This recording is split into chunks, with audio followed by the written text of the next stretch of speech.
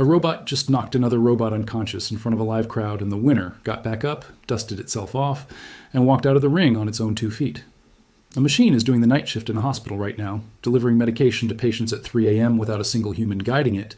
An AI agent wrote, tested, debugged, and shipped a fully working piece of software this week, and the developer who assigned the task was asleep when it finished. And a video you watched recently, one that looked completely real, completely filmed, completely human, there's a real chance it was generated from a text prompt in under a minute. None of this is a prediction. None of this is a concept. All of it is happening right now, this month, in the real world, and the speed at which it is all converging on the same moment in time is something that even the people building these systems are struggling to process. So let us go through every single story, one by one, because you need to understand what is actually happening here. Not the hype version, not the fear-mongering version, but the real version with the real numbers and the real implications. Because this month might be the one you look back on and say that was when everything changed. Start with the robots fighting, because nothing in recent memory has captured public attention the way this did. At CES 2026 in Las Vegas, 2 of Unitree Robotics' G1 humanoid robots staged a boxing-style fight complete with headgear and gloves, trading punches and kicks while the crowd around them went from curious to genuinely electric. These were not remote-controlled toys. These were not industrial arms on a rail. The G1 stands about 130 centimeters tall, weighs 77 pounds, and costs around $13,500, roughly the price of a used car. And it was throwing combinations in a fighting ring in front of thousands of people who had come to see the latest televisions and laptops and instead found themselves watching something that felt like a scene from a film about 20 years from now. Commands to kick and punch came from human pilots, ringside using a combination of cameras and motion-sensing controllers, capturing the pilot's movements in real time and translating them into robot actions almost instantly. The result was chaotic, sometimes clumsy and completely mesmerizing. Wild misses triggered laughter, clean hits triggered cheers. And the whole time, underneath the spectacle, something genuinely significant was happening that the entertainment obscured. UFB backers are betting humanoid robots will win fans by transforming bouts from demolition derbies into mixed martial arts matches. And if you watch the footage from Las Vegas, you can see exactly why that bet makes sense. Because there is something about a humanoid machine fighting that lands differently than a wheeled robot with a spinning blade. It maps onto something older and more instinctive in how humans respond to competition and combat. The crowd understood it immediately because it looked like something they already knew how to watch, except the fighters were made of metal and code. And understanding is the first step toward investment, toward fandom, toward the kind of sustained cultural engagement that turns a technology demonstration into an industry. In San Francisco, a company called Rec took this further by staging what they billed as the world's first VR-controlled humanoid fight, where the robots were piloted by a UFC fighter and an MMA fighter using VR headsets. The robots used were modified Unitree G1 units, and the match concluded with a 13-year-old named Dash defeating the more experienced professional fighter, underlining how VR skill triumphed over traditional combat experience. Think about that for a moment. A teenager with good reflexes and video game instincts beat a trained UFC fighter in a robot combat match. That is not just a fun anecdote. That is a data point about what skills matter in the world that is being built. The physical training, the muscle memory, the years of martial arts discipline, none of it transferred. What transferred was hand-eye coordination, spatial awareness, and the ability to read a virtual environment quickly. That is a different skill set, and it belongs to a different generation. Then, in February, China launched what it called the world's first full humanoid robot-free combat league in Shenzhen. Named the Ultimate Robot Knockout Legend, the UKRL, the league runs through December with a tiered competition schedule and a gold championship belt worth 10 million yuan, about $1.5 million, for the winner. Participating teams receive Engine AI's T800 humanoid robots free of charge, enabling them to engage in practical hands-on development. The T800 is a full-height humanoid that can kick, punch, jump, and execute 360-degree aerial rotations, and the league is structured specifically to push teams to improve their robots' performance under competitive pressure. This is what makes it significant beyond the spectacle. A combat league with $1 million prize is a very effective mechanism for accelerating robot development. Teams that figure out better balance, faster reaction time, more effective damage recovery, and smarter pilot-to-robot translation are going to win. That means every team is being financially incentivized to solve exactly the engineering problems that make humanoid robots more capable in general. The fighting ring is a testing ground, and the prize money is the research budget.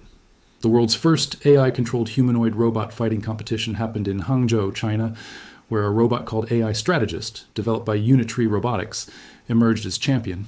Each combat session consisted of 3 rounds lasting 2 minutes, with robots showcasing advanced combat skills, battery endurance, and full-body coordination.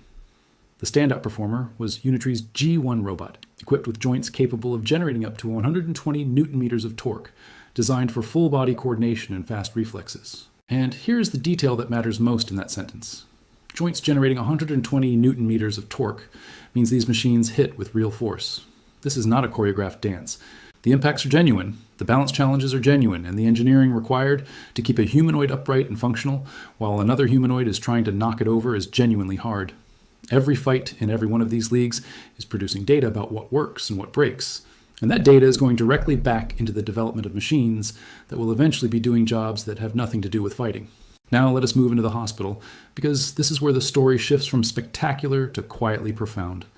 Foxconn is deploying NVIDIA AI across Taiwan's leading medical centers, transitioning from using individual AI tools to coordinated AI agent workforces that help clinicians reason, document, and orchestrate care. Foxconn's CoDoctor AI platform and Neurobot nursing collaborative robots, now powered by NVIDIA NemoClaw, have moved from pilot programs into clinical operations. Read that again, not pilot programs. Clinical operations. A robot is doing nursing work in a real hospital right now, not as a test, but as part of the functioning workflow of that institution.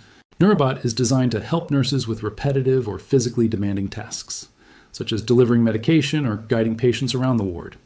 According to Foxconn, the robot can reduce nurses' workload by up to 30%. Early results from the trial indicate that Neurobot is reducing the daily nursing workload by around 20 to 30%. And Neurobot took just 10 months to develop, which is an astonishing timeline for a medical device that is now operating autonomously inside hospitals.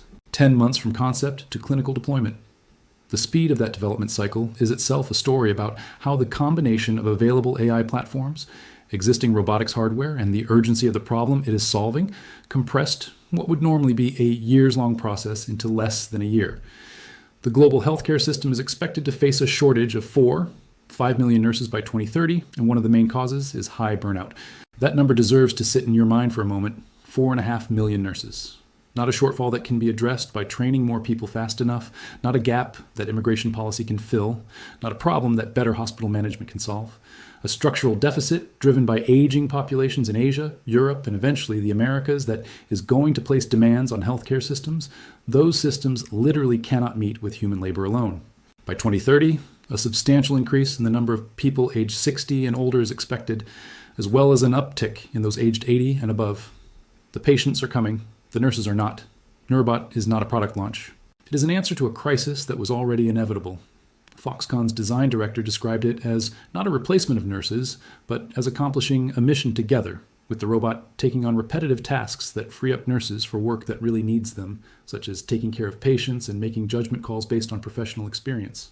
The trial data supports exactly this framing. Nurses at the hospital are not being displaced. They are being freed from the tasks that were wearing them down, the walking, the carrying, the fetching, the transporting, so they can spend more of their time and energy on the parts of nursing that actually require a human being who understands context and can read a patient and make decisions that no robot can make yet. In Singapore, more than 80 robots support doctors and nurses at Changi General Hospital, while in the United States, about 100 autonomous nurse robots branded Moxi transport medications, samples, and materials between departments. This is not a future state. This is already the operating reality in some of the most advanced healthcare environments in the world. And Neurobot, moving from trial to clinical deployment, is the signal that the rollout is accelerating.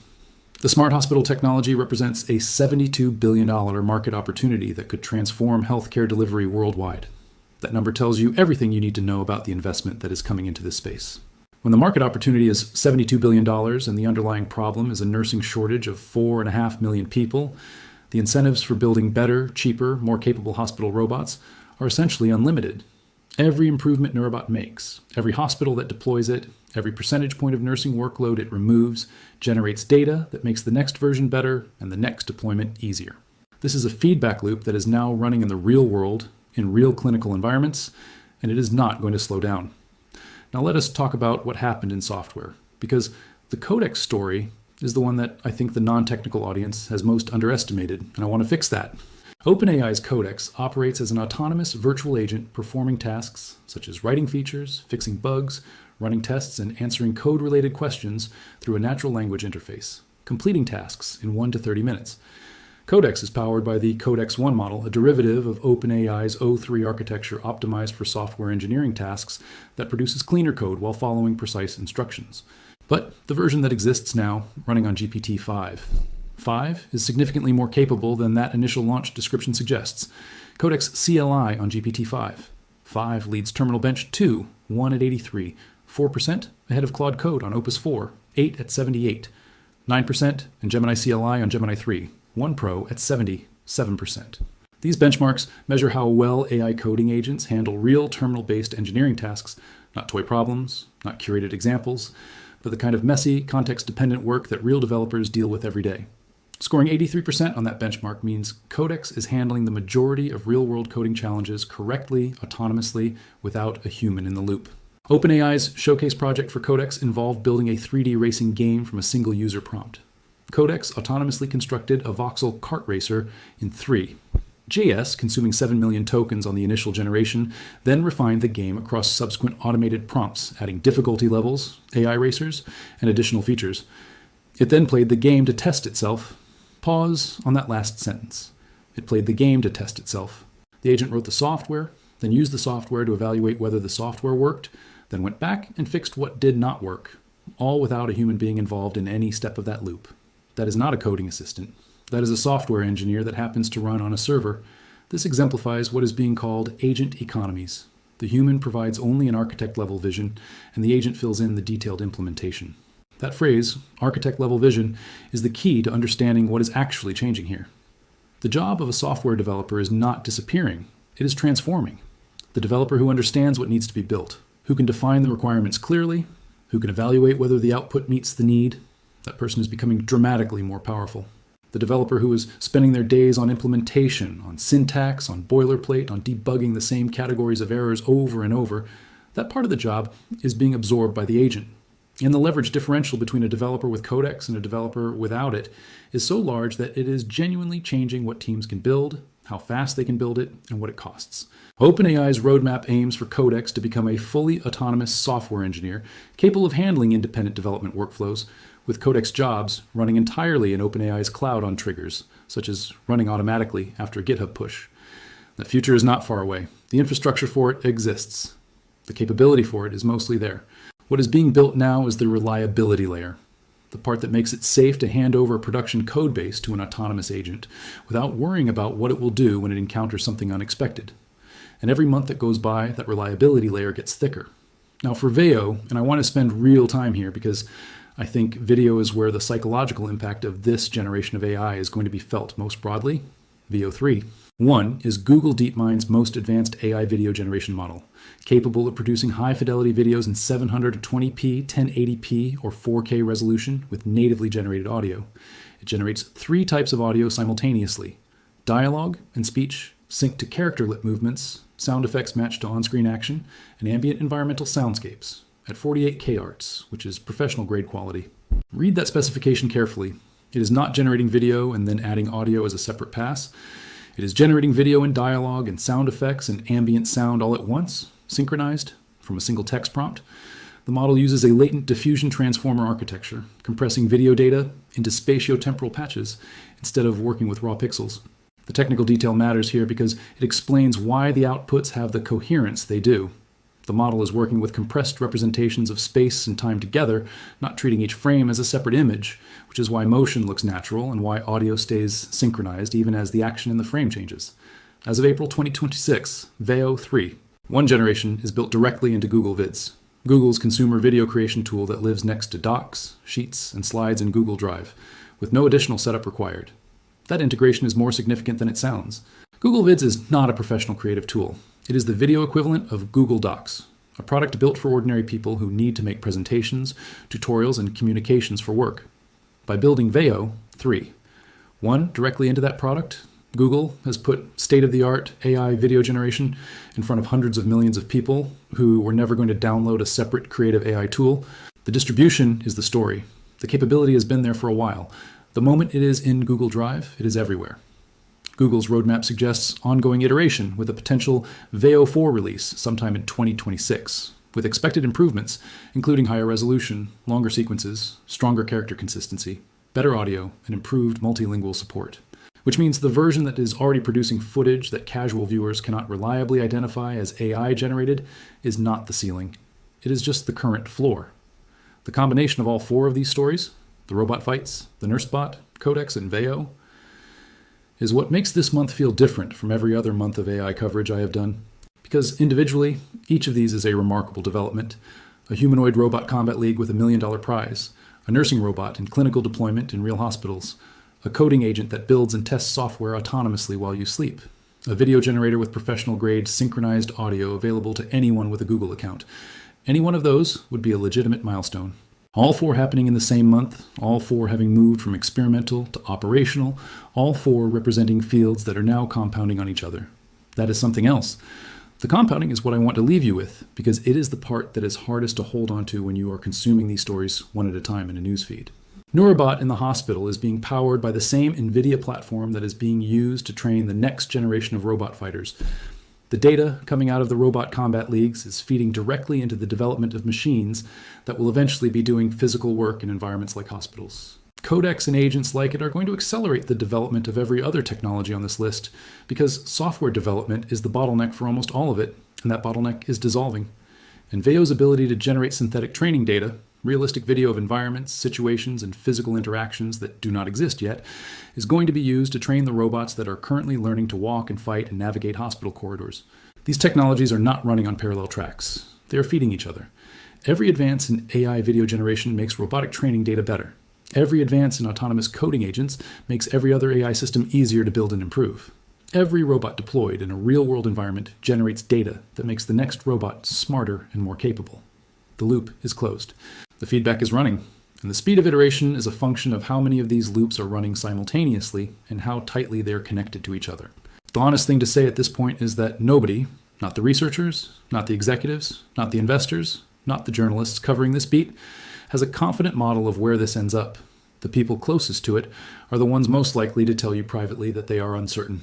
The uncertainty is not a sign that nothing is happening. It is a sign that what is happening is genuinely novel, that it does not map cleanly onto historical analogies, and that the frameworks we developed for thinking about previous technological transitions are not quite sufficient for this one. The Industrial Revolution took generations. The digital revolution took decades.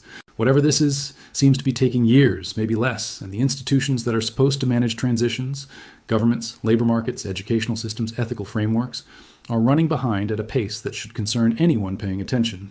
None of that is a reason to look away. It is actually the opposite of a reason to look away. The time to engage with these questions: what do we want robot combat leagues to become? Who benefits when hospital robots reduce nursing workload, and whether the savings get passed to patients or to shareholders? What happens to software developers as autonomous agents absorb more of their work? How do we build trust in a world where the video in front of you might be generated, is now, while the systems are still forming, while the norms are still being established, while the decisions being made by a relatively small number of companies and researchers are still contestable? Because here is the thing that this month makes clear more than any previous month. The future is not arriving on a schedule. It is not waiting for anyone to be ready. The robots are already in the ring, already in the hospital, already writing the code, already generating the video. The only question left is whether the rest of us are paying close enough attention to have a say in what comes next.